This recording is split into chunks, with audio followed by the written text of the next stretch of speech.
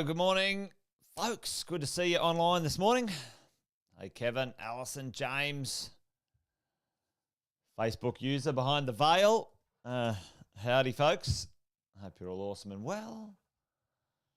Good to see you. Friday the 16th, my last day on the Wealth Coffee Chat lineup. Yep, I can. Thanks, James. Trying to spice things up a little bit next year. We're going to get a little funky with our stuff. Yeah, go on the next level. Wealth, Wine and Wisdom's been rebranded, redone, re-energized, which is kind of fun. And Wealth Coffee Chats, we'll give it a little bit of a shine, give it a bit of a polish. Looking forward to something like that. Morning, Tim. Good to see you. Just for everyone to know, Andy Fenton and I, Wealth, Wine and Wisdom, we're coming back stronger and better than ever. Fenton, first baby, first child in life, a little bit later in life, and just making sure he spends quality time with his fam, get things going. So keep an ear out for that one. Anyway, morning to you, Graham and Laura. Great to see everyone here today. What's going on? How are we? Are you finished yet? I'll do some intros while things are warming up. Jason Witten's my name if you didn't already know. Most of you do. And yesterday we hung out and had a bit of a conversation, a bit of a chat about the 5 big things that kind of went on, made a little bit of noise in 2022.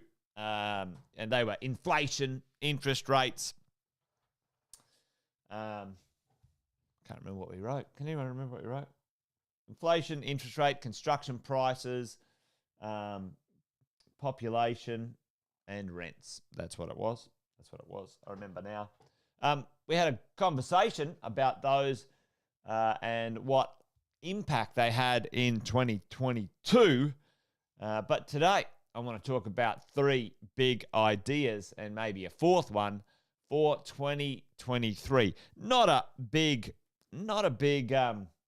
deviation from yesterday's conversation. Morning, Margaret. Not a big deviation from yesterday's conversation. However, I think it's important to sort of check it out, know what's going on in the world of investing for us as property investors for sure. Make sure we're on it for 2023 because I think it's going to be a good year. I think there's going to be a lot of things that we wish we would have or should have or could have done if we don't. So let's get into it today. More demand, lack of supply. Boom. You've already nailed one of the 3, Tim. That's coming for next year, that is for sure. So let's have a little look at this. I think I went to the wrong one. Here we go.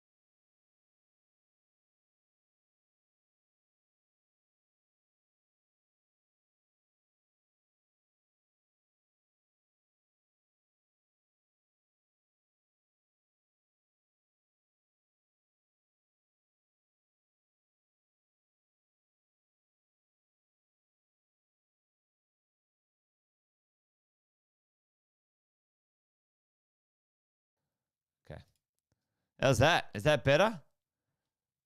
Crikey. I was rabbiting on for ages there, wasn't I? All right, take two. Thanks, Tim. You were keeping the crew you were keeping the crew into it. Anyway, let's talk about this. We've got three, maybe plus a fourth. I was having a good yarn to myself then. I was on a roll, folks. Probably the best stuff I did all year. We missed it. Anyway, there you go. So let's reverse that one up. All right, there we go. Rents. That's what's going to happen. And many millions of people are going to enter the country over this next 3 to 5 years.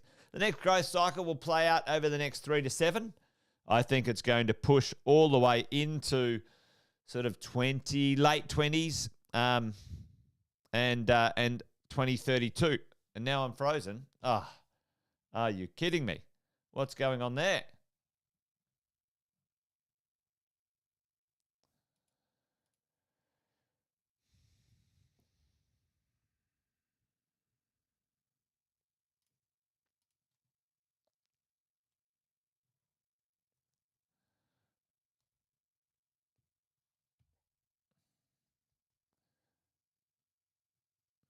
Right. Am I back? Yep. Well, it's a anyway. There you go. It's a mix of all the interesting times we've had this year together in Wealth Coffee Chats, isn't it? Wonder where we got to. Where did we get to? Anyway, you can see it on the screen, which is good. Rents, population, supply, maybe a little bit of secret sauce. I think the next growth cycle is going to grow or run for the next 3 to 7. And it's going to push into the late 20s, 2020 something or others. There you go. Yeah, I think you're going to be right there, Tim. And that's part of the secret sauce in supply. Flight to quality is actually going to be, more important than ever in our long-term portfolio. So let's have a bit of a look at this. Rents. Our national vacancy of our rental market dropped to a stunning 16-year low. 16-year low. Now, that's good for all of us if we own properties. It's very good for anyone who wants to buy buy a new property into the future as well. Your servicing will be better. And if you look across each of the capital cities, they all look pretty gnarly when it comes to the amount of properties available for leasing, renting. And, let's face it, if you were to look at places like Sydney and Melbourne, and if you were to minus out the CBD real estate, which is kind of, I would call that C-grade real estate, a lot of it, C-grade real estate, certainly for property investors, maybe not for owner-occupiers, depending on if you want to live close, right in the CBD. If you minus out the CBD real estate, every single capital city, folks, is below 1%. Like ludicrous, crazy times when it comes to our rents. And so for you and I as property investors, that's going to drive some pretty significant things into the future. The next one for all of us is the population, right? The government has lifted the cap, also lifted the cap up to 195,000 people in the next 12 months. And there's been more than 2 million applications processed since June. And that is pretty full on. Australia loves a good population boom. Certainly the east coast of Australia benefits significantly, but the west coast is not going to miss out. And when all of us have a look at how that's going to play out in our world of property investing, certainly I think the Melbourne, Sydney, Brisbane are going to be the clear winners when it comes to that stuff as well. And, it's coming back hard and fast right now. And, you can have a look. Like, we need to get like 1 million people back into the country to return to pre-pandemic levels, and that's certainly 100% on the cards, team. And the international students, which will be great, they come back. They're going to fill, that vacancy rate gap where, a lot of that CBD property is not necessarily that attractive to long-term rental, or that style of real estate that's built for students to live in. It isn't attractive, and you should not be buying student accommodation, but it's bunched into those numbers. That's going to soak up, and then students are able to stay a little bit longer to work as well. Supply, absolutely poleaxed, team. And this is kind of wishful thinking, this stuff, I reckon. Check this out, all right? Down, pipeline. Now, we might get a bit of a increase, but you have a look at the ones that are currently marketed and then plans approved. What's the big challenge, folks, for where we are, and what's the big challenge for this to continue or actually improve our supply? The big challenge is, can these developers actually get it done? Can they finance it? Can they get it sold? Can they get it constructed? And the answer is, it's highly unlikely that many of those, like most of those projects, will actually come to market and be completed. And if they would be to be completed, that will push out. So those sort of plans approved, see this, plans approved and plans submitted, that's 2026. Yeah, Alison, absolutely. Tim, approvals are a problem. So if that's 26, when would that stock, tell me now in the chat, if that's 2026, 2025, 26, how many years later would that actually come to market? Tell me the year. Let's say 2025 to 26. When would that come to market? When would it be complete and actually start? Team, when would it start to come onto the supply chain? So we're talking, let's talk 26, 2 to 3 years later. So we're talking, we're talking 2028 to 2030, like crazy times, right? If you think about that, where we are right now. Yep, about 3 years later, Graham, for sure. So, telling you, there's a lot going on, and we've seen the decrease of these markets, 84% decrease in supply. This is metropolitan Brisbane from a peak. This is crazy right here. That's why we love Brizzy. It's undersupplied like there's nothing. And Melbourne, again. And Melbourne's a bit better supplied because its infrastructure is better in that way. However, again, look at this, as we go along. So for all of us, we've got the rents, the population, and the undersupply. They're the three big absolute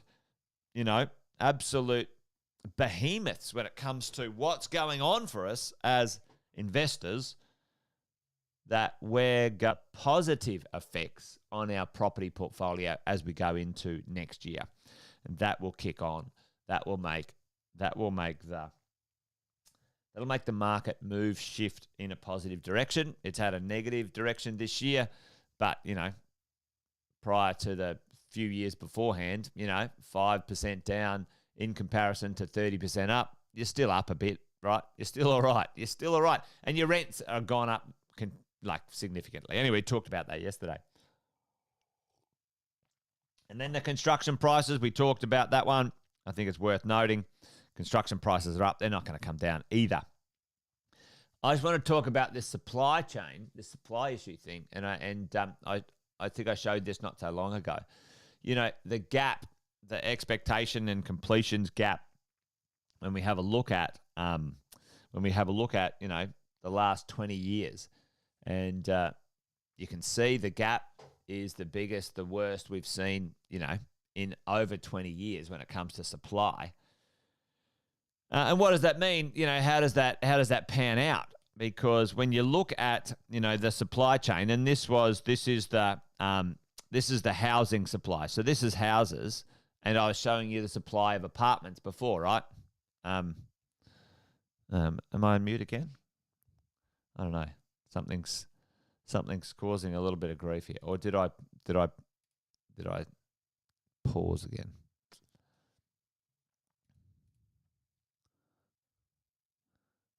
No. Am I back? Jeez, not having a great time technically today, are we? Anyway, I should have just said Merry Christmas and see you next year. There you go. Anyway, how are we going, Alison? Let me know if I'm there. Let me know if I'm back. Anybody?